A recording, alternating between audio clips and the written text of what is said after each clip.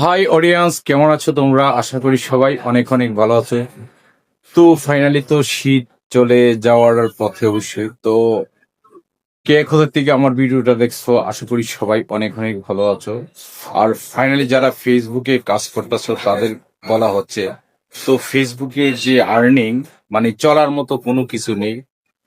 তো অন্য কিছু না করলে কিছু করা যাবে না। তো ফেসবুকের আর্নিং অনেক কমিয়ে দিয়েছে।